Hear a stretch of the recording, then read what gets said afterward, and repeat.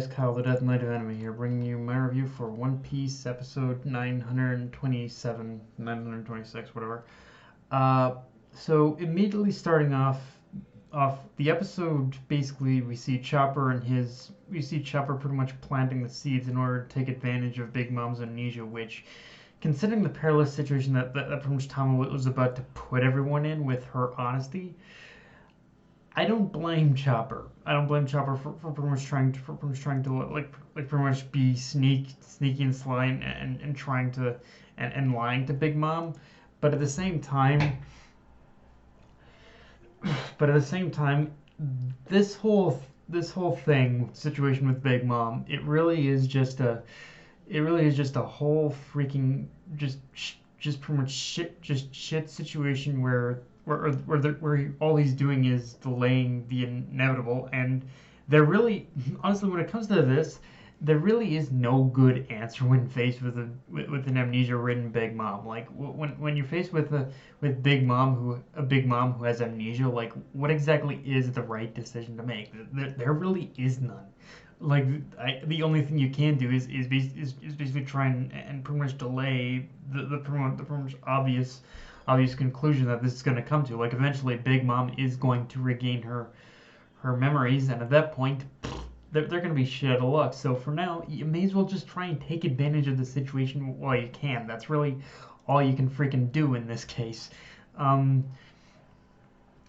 I don't know if it's just me, but the recap felt a little bit longer than normal this week. I mean, well, pretty much nowadays when it comes to the recap in One Piece, it's going to be long no matter what. But with this particular episode, it felt like an extra minute longer. So I don't know if that's just my perception or actually the case. But it is kind of a footnote of a problem with the episode as a whole. I'm gonna get into later.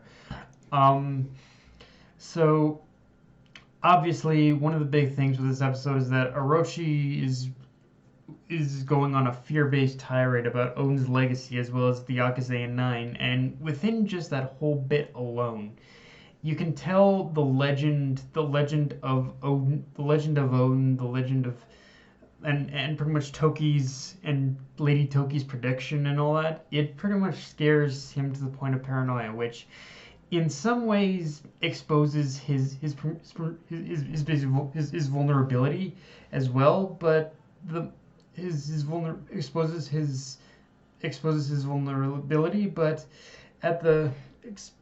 his vulnerability, but at the same time, it's also something. It's one of those things where it exposes his vulnerability, but at the same time, it also exposes just how dangerous he can be when he's paranoid. Like when Orochi is paranoid, it's one of those things where he's basically almost at his weakest, yet also at his strongest. Like when he's paranoid, it's, I guess the bottom line of what I'm saying here is when he gets paranoid, he gets very dangerous, and it's almost when he's paranoid where you need to look out for him the most. And but aside from that, the more interesting thing about his outburst is seeing how certain people around him react to what he says, and the subtleties in certain characters' facial expressions, which are in some ways a little more revealing now than back then, obviously helped by the fact that the anime pretty much chose to put a touch more focus on those moments of seeing how characters react to pretty much Orochi's story. But it's the ones who react with the it's one of those things where you gotta really pay attention to the subtleties and how characters react to that story, that I think really exposes a lot of basically who exactly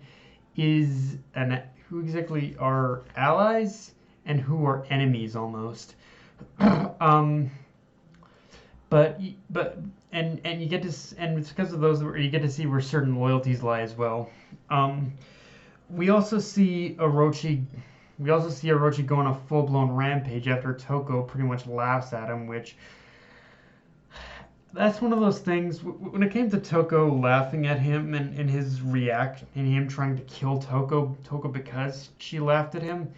It's one of those things where I couldn't help but kind of look at it with a little bit of with a little bit of in a little bit of pretty much a little bit of like pretty much amusement, I guess you could call it, because this it's one of those things where it's it's kind of a problem. Like the reason why Toko is laughing to begin with is pretty much a problem of his own making. And if he didn't want her to laugh at him, then what he did, then he wouldn't have done what he did at all. Like it's really kind of it's one of those things where yeah,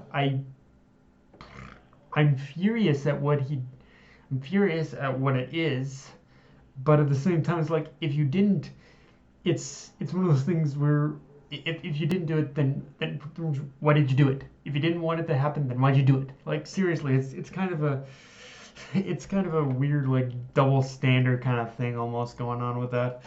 Um, like he basically created his own problem with that whole situation.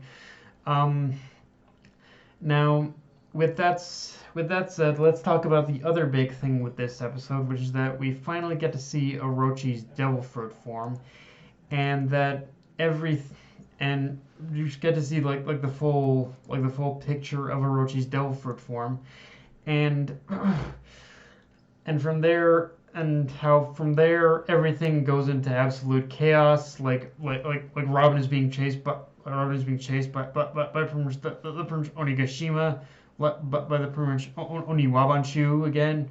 The like Orochi himself has got a has got Komurasaki in his in his mouth, ready to kill her.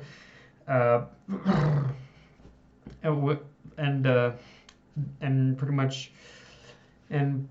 well, pretty much as we see, like pretty much Kyoshiro is ready to completely go ham on everything. So like it's a total it's a it devolves into a total mess. One one pretty key detail we learn among the whole mess of things is that Komurasaki is the daughter of a samurai. And going off what I said earlier about certain things being a lot more revealing now than they were before, that's again one of those reveals where I can't help but think her identity couldn't have been more obvious.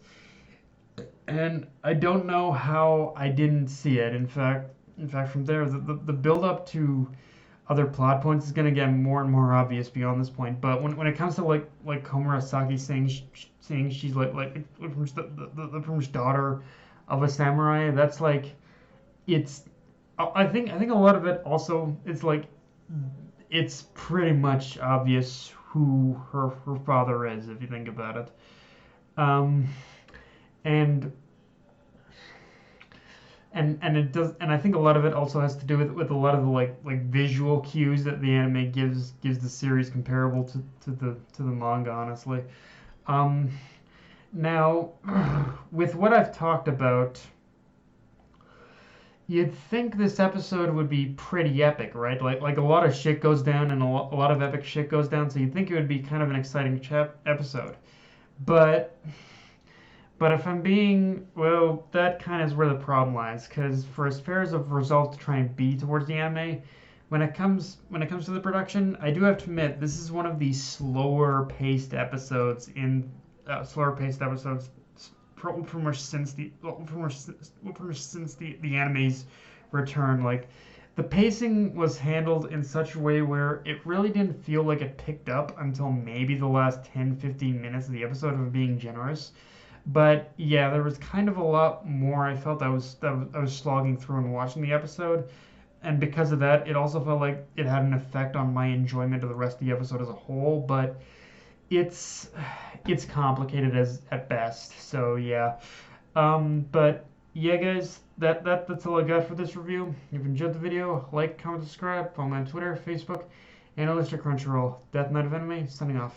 Later, guys.